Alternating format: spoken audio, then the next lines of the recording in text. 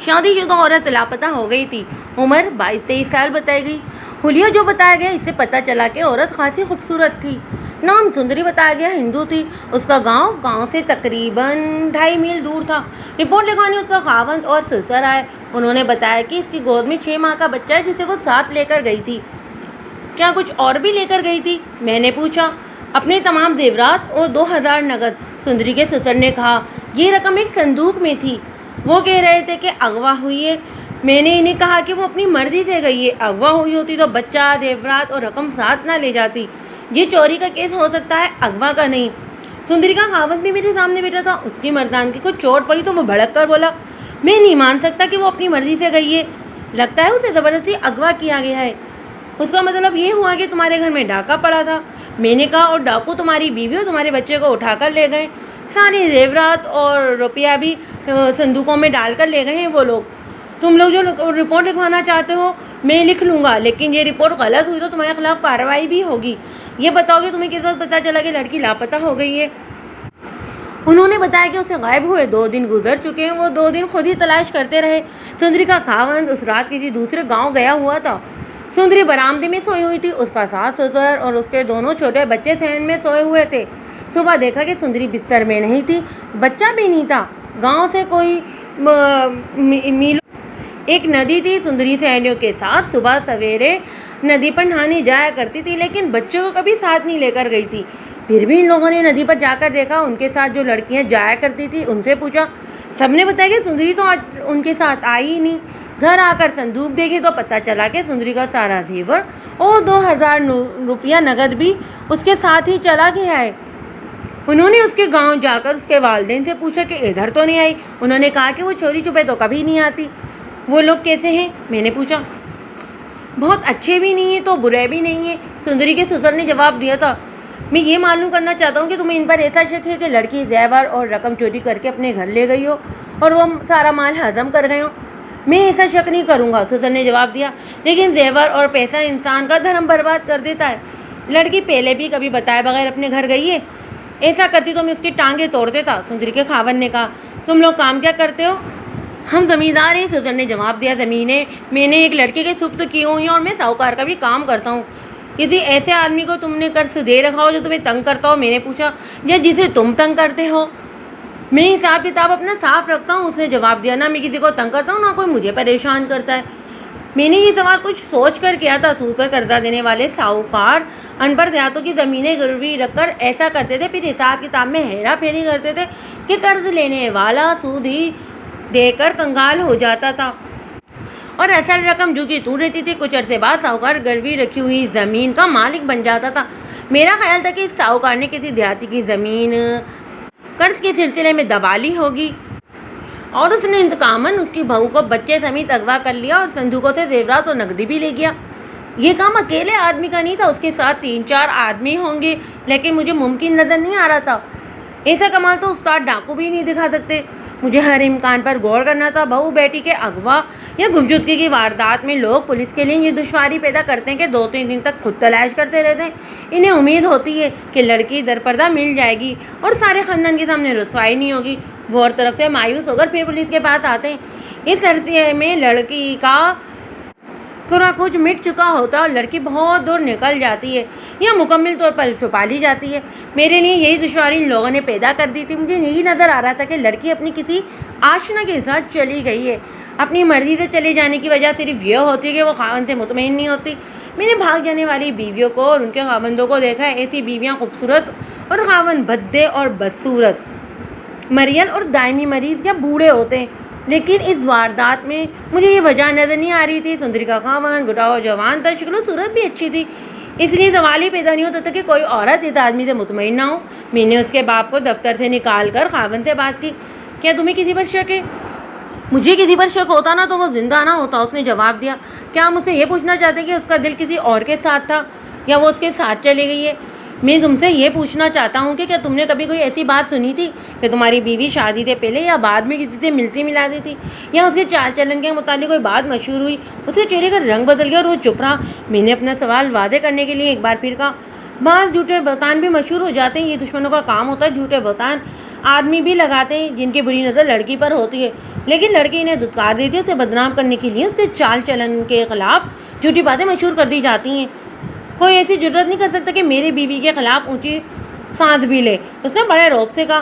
गौर से सुनो मेरे राजपूत दोस्त, मैंने कहा, मैं तुम्हें बता चुका हूँ कि तुम्हारी बीवी अपनी मर्जी से गई है, वो तुम्हें पसंद नहीं करती थी। औरत की क्या मजाल के अपने खावंद को पसंद ना करे। उसने राजपूतों के रौब बल्कि दबाव से कहा, बीवी पाँव की जूती की बराबर होती है। आप अपना काम करें, उसे तलाश करें, और मैं अपना काम करूँगा, उसे ढूंढ लूँगा। मिल गई तो उसकी लाश को आपके सामने रख दूँगा। उसके साथ बहुत सी बात हुई, मगर वो मुझे कोई सुराग देने की बजाय ये जाहिर करता रहा कि वो बहुत बड़ा जाबिर आदमी और सुंदरी उसकी पुजारन थी, और वो मुझे जहाँ मिली वहीं उसे कत्ल कर देगा। मैं ये मालूम करने की कोशिश कर रहा था कि लड़की के भागने का बाइस क्या है। वो साधु ससुर के हाथों तंग हुई होगी, लेकिन उसके खावंद ने कहा कि कोई ऐसी बात नहीं थी। मुझे एक और ख्याल आ गया। उनकी शादी को 4 साल हो गए थे, लेकिन बच्चा अब पैदा हुआ था। नॉर्मल जिस्मानी हालत में बच्चा दूसरे साल पैदा हो जाना चाहिए था। मैंने उससे बच्चा इतनी देर से पैदा होने की वजह पूछी तो उसने दबी दबी आवाज़ में कहा, ये तो आप प्रेम माता से पूछें। मैं काजी कार्रवाई मुकम्मल करके बाप बेटे के साथ उनके घर चला गया। वो जगह देखी जहाँ सुंदरी से रात सोई थी। उस रात चूँकि उसका खान गांव से बाहर गया होता, इसलिए वो सैन में सोती थी। घर के दूसरे अफराद बरामदे में सोते थे। संदूक वगैरह जिस कमरे में थे उसके सामने भी बरामदा था, जो कि खाली था। घर वाले उसके सामने बरामदे में थे, लिहाजा वो लड़की के लिए रात को उठकर संदूकों में से जेवर और रकम निकालकर बच्चे को उठाकर बाहर निकल जाना मुश्किल नहीं था। सहन की दीवार ऊंची थी, लेकिन पेशेवर मुजरिमों के लिए दीवार को फाड़ना मुश्किल नहीं था। ये मुमकिन था कि बाहर से डाकू आते, इस लड़की को सुंघाकर या इसके मुंह में कपड़ा ठूंसकर, या कोई घर का भेदी हो। बहरहाल मैंने वही 2 संदूक खोले, जिनमें से एक में जेवरात और दूसरे में नकदी थी। वो बच्चे को भी ले गए थे। ये इंतकामी कार्रवाई भी हो सकती थी। इंतकाम की वजूहत कई एक हो सकती थी। एक जो मैं पहले ही बयान कर चुका हूँ, सुंदरी के ससुर ने किसी को सूदी कर्ज देकर उसके साथ धोखा किया होगा। दूसरी वजह ये कि सुंदरी के खामन ने किसी की बहू या बेटी को अपनी गांव में ऊंची हैसियत के नशे में चूर बेआबरू किया होगा। सुंदरी ने किसी नामी ग्रामी गुंडे से बदमाश का दिल तोड़ा होगा। उनके अलावा कुछ और भी वजूहात हो सकती थी। मुझे सुंदरी के ससुर का यही खाता भी दिखता था कि उसने किस किस को कदर कर दे रखा था। फिर ये भी देखना था कि इनमें से कौन सा आदमी इतना बड़े बनने की अहलियत रखता है। मैंने मकान को अंदर बाहर से अच्छी तरह देख लिया, लेकिन अब तक कोई सुराग नहीं मिल सका था। लड़की की गुमशुदगी का 3रा दिन था। मैंने उसकी सास को अलग बैठा लिया। औरत के दिल की बात एक औरत ही जान सकती है। कई राज जो मर्दों से छुपे रहते हैं औरतों का मालूम हो जाते हैं। मैंने उसकी सास के दिल पर कब्जा करने के लिए कहा कि तुम्हारी बहू बड़ी बदमाश निकली, तुम्हें इतना बड़ा धोखा दे गई है। मुझे तो तवक्का थी कि सास अपनी बहू के खिलाफ बात सुनकर खुश होगी। ये तो हमारे यहाँ का रिवाज है। ना जी, सास ने ये कहकर मुझे परेशान कर दिया। वो तो बड़ी भगवान थी, और उसके आंसू बहने लगे। उसके चाल चलन के खिलाफ कभी कोई तुम्हारी बात कानों तक पहुंची, वो तो बाहर ही नहीं निकलती थी। उसने जवाब दिया, कभी कोई बात जो तुमने सुनी हो। हर कोई उसकी तारीफ करता था। मैं तो समझती हूँ कि मेरी सगी बेटी मर गई है। मियाँ बीवी आपस में खुश थे, खुशी नजर आ रहे थे। उसने कहा, मेरा बेटा जरा अकड़ तबीयत का है, अपने रौब में रहता है। सुंदरी पर हाथ भी उठा देता था, और मैं उसे रोकती थी कि ऐसी भगवान लड़की पर हाथ ना उठाया करो।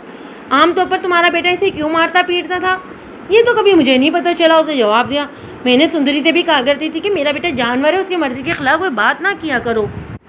ये मेरे लिए एक बड़ा अच्छा इशारा था। मार पिटाई की कोई ऐसी वजह होगी जिससे सुंदरी की सास को बेखबर रखा गया था। लड़की का चाल चलन सिर्फ इसलिए काबिल तारीफ नहीं कहा जा सकता था कि वो कभी बाहर नहीं निकली। खराब चाल चलन वाली लड़कियां भी तो बाहर नहीं घूमती फिरती रहती थी। मुझे सुंदरी के ससुर ने बताया कि वो लड़कियों के सुबह सवेरे नदी पर नहाने जाती थी। वो अपने माँ बाप के घर भी जाती थी कि वो अगर किसी के साथ गई है तो वो आदमी उसके अपने गांव या ससुराल के गांव का हो सकता था। अब नाकाबंदी बेकार थी। वो मेरे ख्याल के मुताबिक बहुत दूर निकल गई थी। उसके दिल में अगर अपने खावंद की नफरत थी तो उसकी मुझे एक वजह भी नजर आती थी कि उसका खावंद उसे मारता पीटता रहता था। मैं दूसरी वजह मालूम करने की कोशिश करना चाहता था। मेरे दिन में ये भी था कि ये सुंदरी का पहला बच्चा शादी के 5 साल के आगाज में हुआ है। मैंने सास के साथ इस सिलसिले में इस अंदाज से बातें की जैसा मेरे इनके साथ कोई ताल्लुक ना हो। ये उजड़ देहातन ये बताने से कादिर थी कि बच्चा इतनी देर से क्यों पैदा हुआ। इस सिलसिले में बातें करते हुए मुझे महसूस हुआ कि मैं बेवकूफ़ आदमी हूँ जो एक बेकार मौजू पर एक जाहिल औरत के साथ बातें कर रहा है। मैंने ये मौजू बदल दिया। इससे मुझे कुछ और तो हासिल ना हुआ, अलबत्ता एक नई बात मालूम हुई। सुंदरी जिस नदी पर नहाने जाया करती थी उसके पास एक बहुत पुराना मंदिर था जो खंडर नहीं बना था, लेकिन ये इबादत के लिए इस्तेमाल नहीं होता था। सुंदरी के साथ ने बताया कि वहाँ कुछ अरसे से एक तारिक दुनिया पंडित आया हुआ है जिसके साथ 3-4 पंडित और साधु भी हैं। यह पंडित हर मर्द की दवा के लिए मशहूर हो गया था। वो मुसलमानों के पीरों की मुरादें भी सुनता था और बे औलाद औरतों की औलाद भी देता था। साहब ने सुंदरी को कहा था कि वो इस मंदिर में जाए और पंडित से कह के इसे औलाद दे। सुंदरी 1.5 साल से वहाँ जा रही थी। उसके साथ के कहने के मुताबिक सुंदरी सुबह सवेरे नदी पर जाती थी तो तीसरी चौथी सुबह मंदिर में भी होकर आ जाती थी। क्या तुम ये समझती हो कि उसे ये बच्चा पंडित की दुआ से मिला है? मैं तो यही समझती हूँ, सास ने कहा। क्या तुम्हारे बेटे को भी मालूम था कि सुंदरी पुराने मंदिर में औलाद के लिए जाती है? मालूम होगा, उसने जवाब दिया। मंदिर में जाना पाप तो नहीं। मैं पंडितों की करतूतों से अच्छी तरह वाकिफ था और मुझे मालूम था कि मंदिरों के अंधेरे कमरों में क्या होता है। ये मंदिर हमारे पीरों के हुजरों से मिलते जुलते हैं। मुझे ये भी मालूम था कि पंडित और साधु और पीरों की दुआओं से बे औलाद औरतों के यहाँ जो बच्चे पैदा होते हैं उनके बाप कौन होते हैं? ये पंडित और ये पीर औलाद पैदा न कर सकने वाले खावंद की लाज रख लेते हैं। इस मामले में पीर और पंडित एक ही मिट्टी के बने हुए नजर आते हैं। किसी बे औलाद खावंद के यहाँ बच्चा पैदा होता है तो वो अपने आप को फरेब देता है कि ये बच्चा उसी का है। मैंने अपने ज़हन में ये नोट कर लिया कि सुंदरी की गुमशुदगी के पुराने तार मंदिर के तारिक पंडित से मिल सकते हैं। गांव का नंबरदार जमींदार सफ़ेदपोश मेरे साथ थे। मैंने इन्हें कहा कि इन लड़कियों को बुलाएं जो सुंदरी के साथ नदी पर नहाने जाया करती थी। थोड़ी देर बाद 3-4 लड़कियां आई। मैंने हर एक लड़की से अलग अलग पूछताछ की, उनसे सवालों के जवाब लिए कि सुंदरी अपने खावंद के साथ खुश थी या नहीं, क्या वो नदी पर किसी से मिली थी, क्या पंडित उस पर ज़्यादा मेहरबान था या किसी और के साथ ज़िंदगी गुजारना चाहती थी। देहात की नॉर्मल लड़कियों के मुंह से राज की बात उगलवाना आसान नहीं था। वो पुलिस से डरती भी बहुत थी और इनमें झिझक भी बहुत होती है। मैंने अपने अंदाज से हर एक लड़की के दिल से पुलिस का खौफ निकाला और इन्हें खुलकर बात करने के लिए तैयार किया। मुझे इनसे ये मालूमात हासिल हुई कि वो भी सुंदरी के साथ मंदिर में जाया करती थी और पूजा वगैरह भी करती थी। सुंदरी बड़े पंडित के पाँव में माथा रगड़ती और उनसे औलाद मांगती थी। कुछ दिन बाद पंडित ने रवैया इख्तियार कर लिया। सुंदरी को अलग कमरे में ले जाता था। कुछ देर बाद सुंदरी अकेली बाहर आती थी। उसके बाद उसने एक बच्चे को जन्म दिया था। ये बात मुझे हर एक लड़की ने बताई और मैंने हर एक लड़की से पूछा कि वो जब पंडित के साथ किसी और कमरे में जाकर वापिस आती थी तो इसकी हालत कैसी होती थी।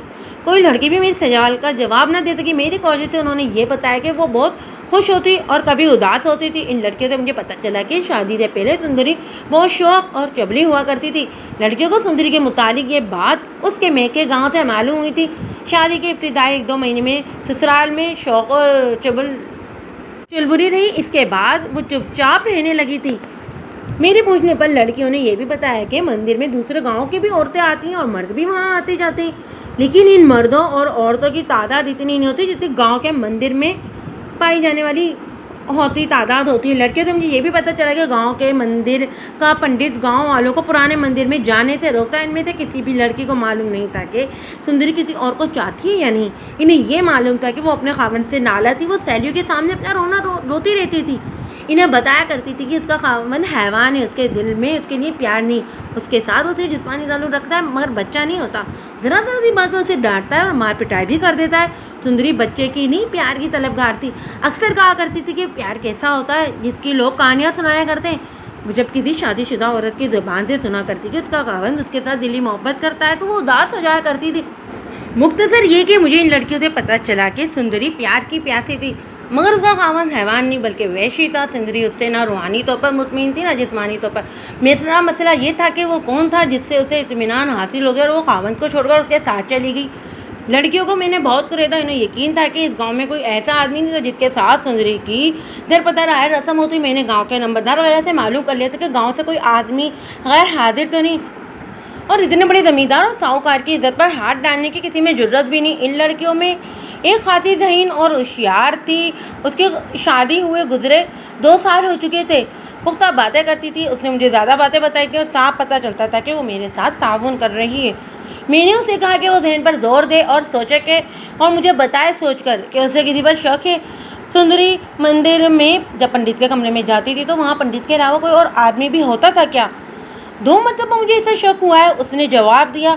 हम मंदिर से बाहर आ गई थी। सुंदरी को पंडित ले गया था। वो बाहर आई तो मैं दूसरी तरफ से एक आदमी को मंदिर से निकलते देखा। उस तरफ ना कोई अंदर जाता था ना बाहर आता था। वो आदमी किस तरफ चला जाता था? मैंने पूछा। तुम्हारा गांव की तरफ आता था? नहीं, उसने जवाब दिया। उसका मुंह सर कपड़े में लिपटा होता था और दरख्तों के झुंड में एक घोड़ा खड़ा करता था। वो इस घोड़े पर सवार होकर कहीं गायब हो जाता था।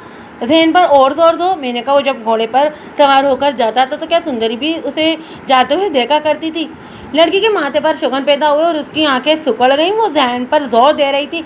मैंने उसके चेहरे पर तब्दीली देखी। उसके होंठों पर तबस्सुम आ गया और गालिब हो गया। जी हाँ, उसने जवाब दिया। मैंने कभी गौर नहीं किया। अब याद आता कि मैंने 2-3 मरतबा देखा कि सुंदरी ने रुक कर और घूमकर उसे देखा था। ये था मेरा मुजरिम। लेकिन वो था कौन? ये था मेरा मसला। इस दौरान मुझे चौकीदार ने आकर बताया कि बड़ा पंडित पुराने मंदिर में मौजूद है। मैंने जब लड़के से मालूम कर लिया था कि सुंदरी बड़े पंडित के साथ अलग कमरे में चली जाया करती थी, उस वक्त मैंने चौकीदार को बुलाकर कहा था कि वो देखा है कि बड़ा पंडित मंदिर में मौजूद है या नहीं।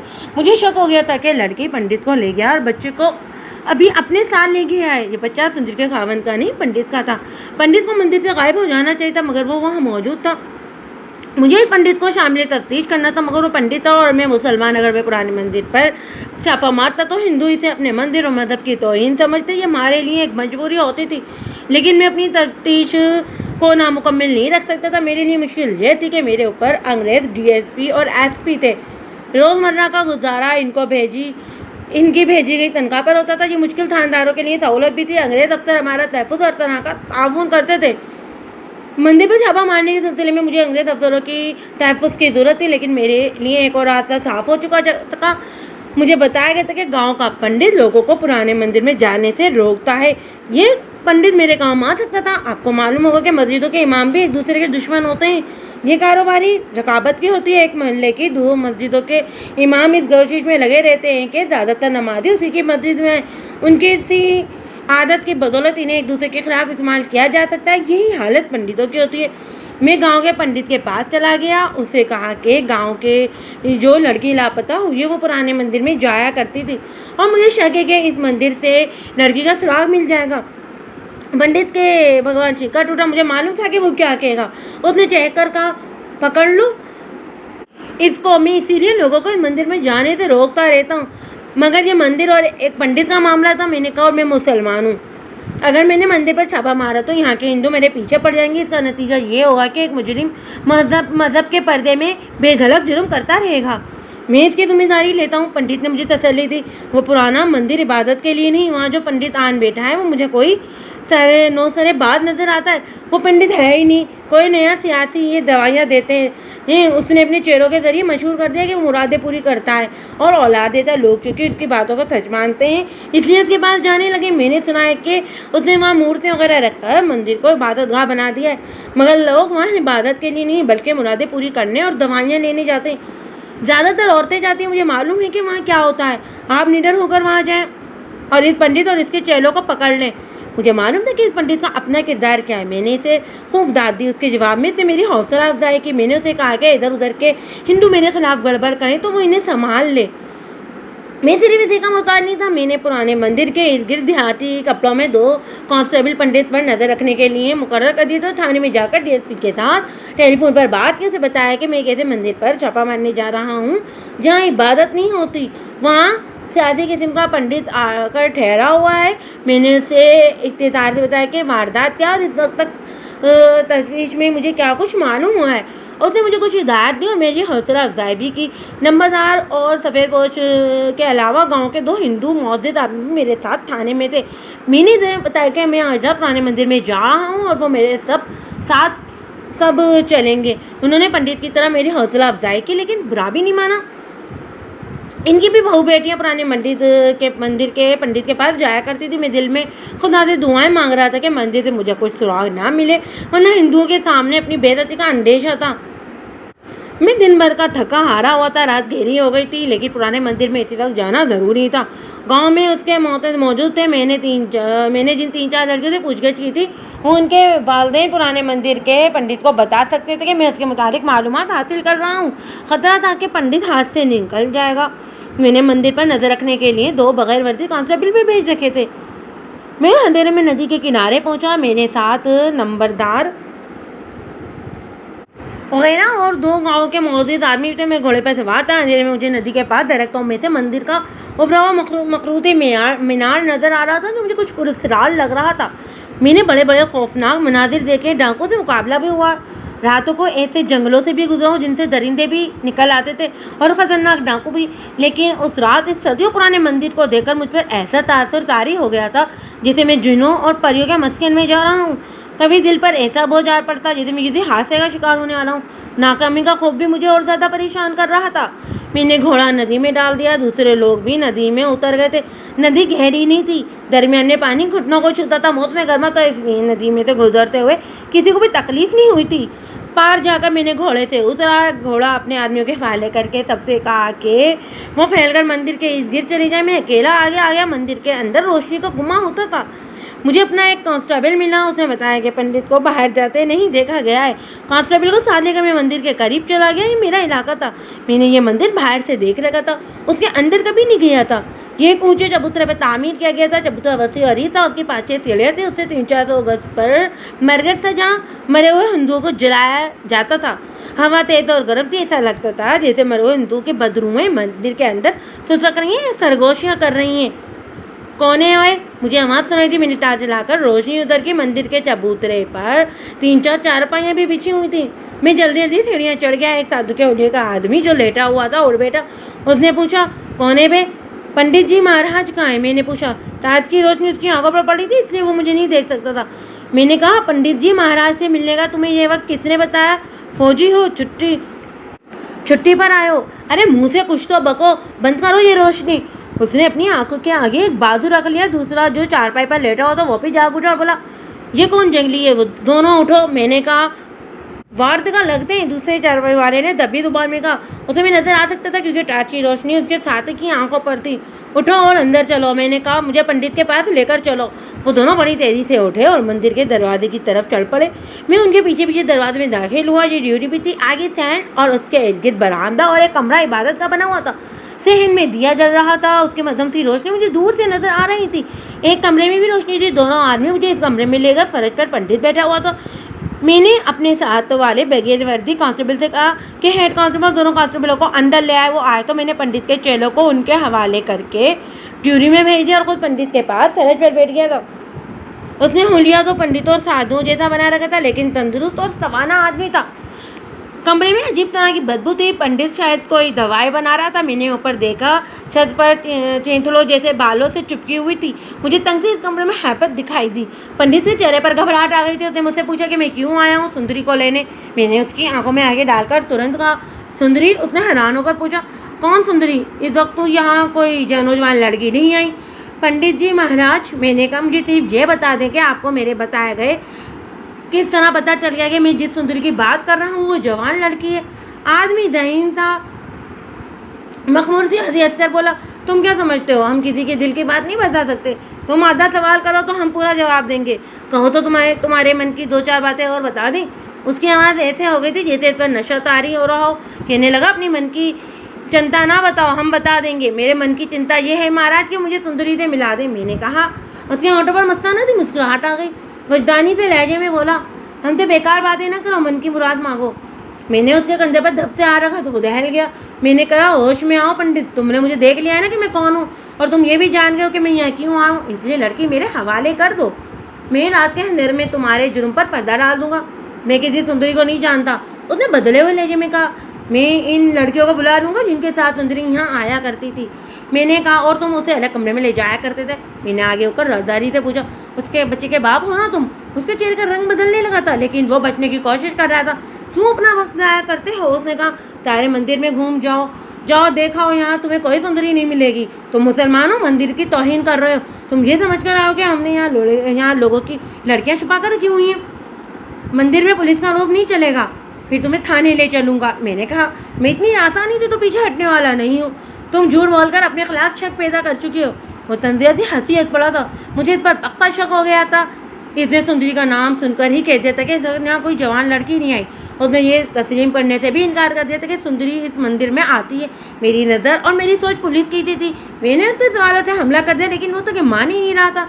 मैंने उसे वहीं बैठा रहने को कहा और उसके चेलों में से एक को ड्योरी में ले गया। वो अब 2 की बजाय 3 थे। इस चेले में से एक से मैंने कहा, तुम्हारा पंडित बड़ा ही कच्चा आदमी है, मेरा ख्याल था कि इतनी जल्दी नहीं मानेगा, लेकिन इसने साफ साफ बता दिया कि लड़की कहाँ है। उसने जुर्म का सारा वो तुम तीनों आदमियों पर डाल दिया है। क्या क्या क्या कहता है? उसने घबराए हुए लहजे में पूछा। ये तो मैं बाद में बताऊंगा। मैंने कहा, तो मुझे सही बात बता दो, मैं इस वारदात में तुम्हारा जो हाथ है वो बता दो। अभी भी कुछ नहीं बिगड़ा, मैं तुम्हें बचा सकता हूँ। अगर तुम मुझे चक्कर देने की कोशिश करोगे तो कामयाब नहीं हो सकोगे और मेरे हाथों बहुत बड़ा नुकसान उठाओगे। ये भी सोच लो कि तुम्हारा पंडित तुम तीनों को फांस रहे और अपनी जान छुड़ाने की कोशिश कर रहा है। और ये भी सोच लो कि मैं उतार या फरिश्ता नहीं कि गैब का इशारा मिला और मैं यहाँ आ गया। मुझे इस मंदिर के भेदियों ने इधर उधर का रास्ता दिखाया कि लड़की यहाँ से गायब की गई है। और तुम अच्छी तरह से जानते हो, अगर तजुर्बे से फ़ायदा उठाया जाए और इंसान की कमजोरियों पर नज़र रखकर अक्ल से काम लिया जाए तो किसी भी मुश्तबा के पाँव तले से ज़मीन खींच लेना मुश्किल काम नहीं। पुलिस का रौब और खौफ भी पूरा काम करता है। मैंने पंडित के चेहरे से ऐसी बातें की कि कहीं से इसके चेहरे पर मुझे बेचैनी के बड़े साफ साफ तासुरात नजर आने लगे थे। आप नदीर पार वाले गांव की लड़की की बात कर रहे हैं? उसने पूछा। वो जो सुबह सवेरे यहाँ आया करती थी? हाँ वही। जनाबी वाला, उसने पूछा। पंडित क्या कहता है कि मैंने इस लड़की को गायब किया है? उसके अलावा तुम्हारे खिलाफ और भी बहुत सी बातें कही हैं। मैंने उसे भड़काने के लिए कहा। चलिए, वो बोला, उसके सामने बात करते हैं। पहले मुझे बता दो कि तुम कहना क्या चाहते हो। मैंने कहा, फिर उसके सामने बात करेंगे। मुझे इतना ही मालूम है कि वो लड़की 3-4 लड़कियों के साथ सुबह सवेरे यहाँ आया करती थी। उसने कहा, पंडित उसे अलग कमरे में ले जाया करता था। लड़की कुछ देर बाद वहाँ से निकलती थी। पंडित तुम्हारा गहरा दोस्त है। मैंने कहा, तुम्हें यह भी मालूम होगा कि पंडित उसे उस कमरे में क्यों ले जाता था? तुमने पंडित से तो ज़रूर कहा होगा कि तुम्हें भी इस लड़की के साथ अलग कमरे में ले जाया जाए।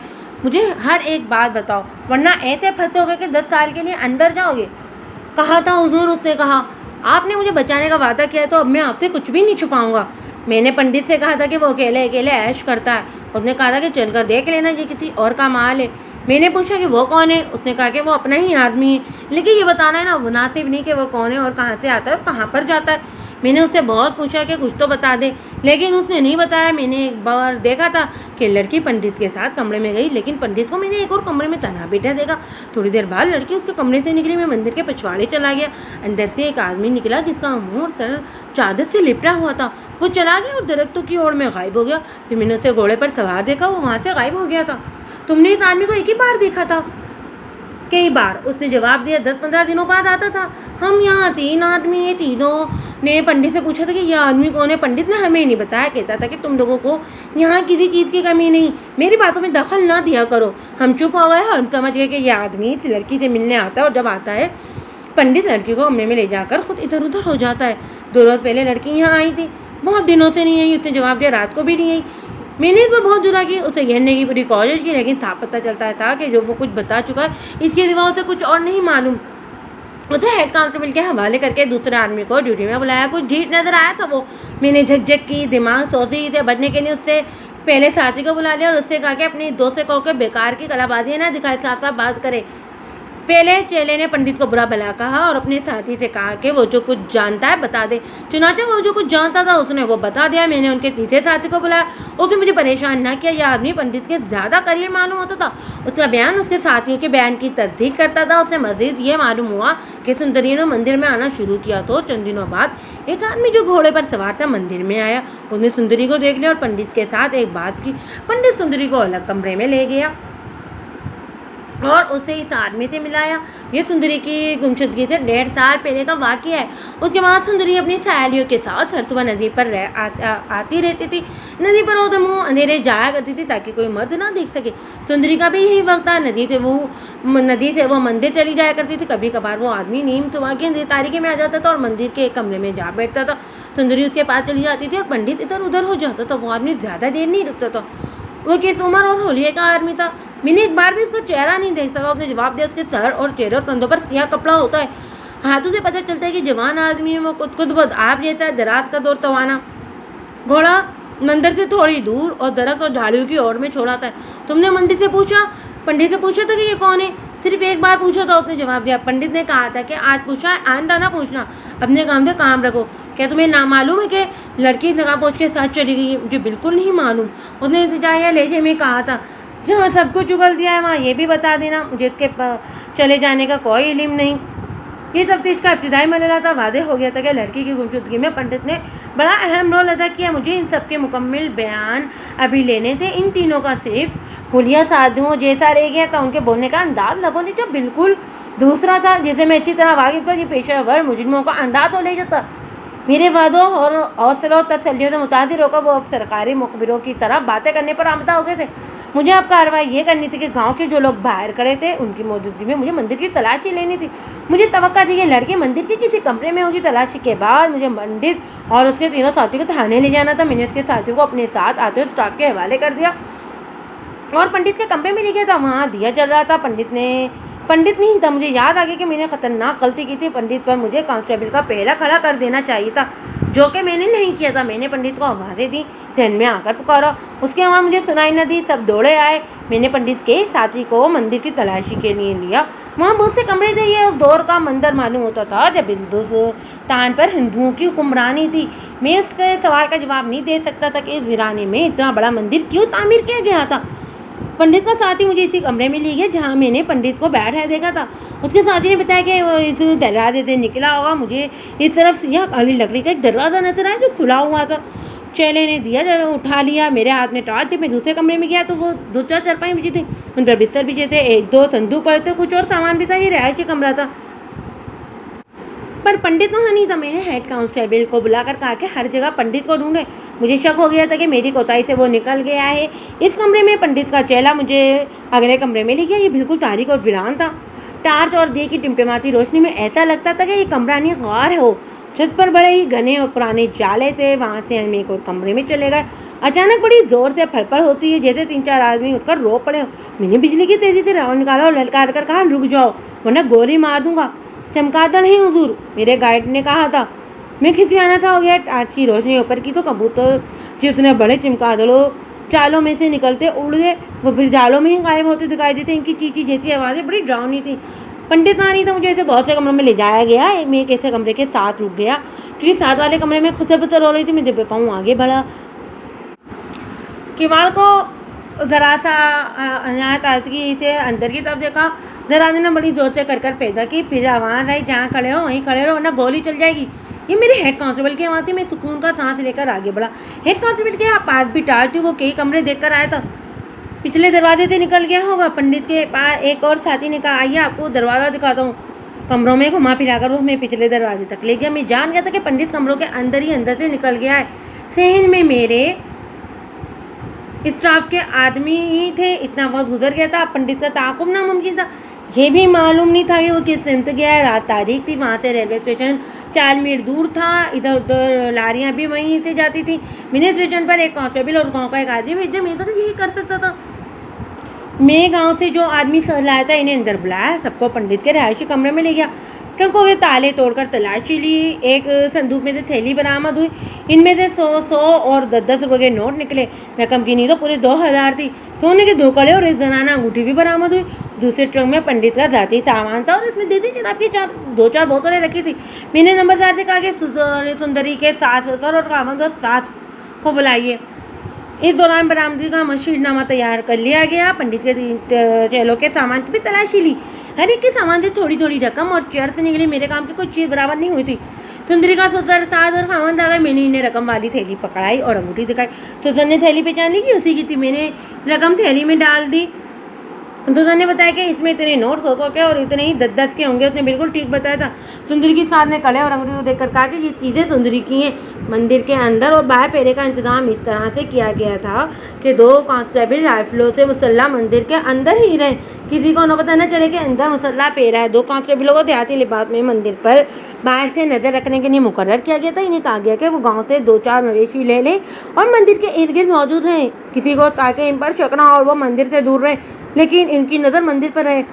मैं सबको थाने ले आकर आ गया। पंडित को साथी को जो मेरी नज़र में दूसरे ज़हीन और पंडित के ज़्यादा करीब मालूम होता था, उसे मैंने अलग कर लिया और कहा कि उसने कुछ बातें मुझसे छुपा रखी हैं। वो दिल की हर एक बात मुझे बता दे। इसे पहला सवाल ये किया कि पंडित कहाँ गया, उसका ठिकाना कहाँ हो सकता है। उसने हाथ जोड़कर अपने मजहब की कसमें खा कर कहा कि उसे जो कुछ मालूम था वो बता चुका है। उसे पंडित के ठिकाने का कोई इल्म नहीं था। मैं किस तरह मान सकता हूँ कि इतने लंबे साथी में तुम्हें ये भी ना पता चला हो कि पंडित कहाँ का रहने वाला है। जहाँ तक मैं जानता हूँ उसका इस मंदिर के सिवा कोई और ठिकाना नहीं। उसने कहा, 2.5 साल गुजरे वो मुझे मथुरा में मिला। तो आप जानते कि मथुरा हमारा मुकद्दस मुकाम है, वहाँ दूर दूर से पंडित वगैरह इबादत के लिए आते हैं। मेरे साथ उसकी इत्तेफाक मुलाकात हुई थी, मुझे आपने मंदिर से पकड़ा है, इसलिए आप मुझे हिंदू समझते हैं। मेरा कोई मजहब नहीं, मेरे इन 2 साथियों का भी कोई मजहब नहीं। हमारा मजहब पेट है। मैं साधु नहीं सिर्फ इसलिए बना था कि जो ऐश हिंदू कराते हैं वो कोई और नहीं करा सकता। हिंदू की औरतें साधु की बहुत सेवा करती हैं, अपने घर दौलत से भर लेना चाहते हैं और आने वाले वक्त का हाल मालूम करने के लिए जो मांगो वो भी दे देती हैं। मैं पंजाब में आपके एक पीर का चेला भी रह चुका हूँ। इसके मुरीद सैकड़ों नहीं हजारों थे, अब तक और ज़्यादा हो चुके होंगे। मुरीदों में औरतों की तादाद है। उनकी अकीदत का हाल भी यही देखा क्या है जो आप हिंदू औरतों में देखते हैं, लेकिन उन पंडितों और पीरों की जो असलियत है उसे कोई नहीं देख सकता। आपके यहाँ मरे हुए पीरों फकीरों के उर्स होते हैं,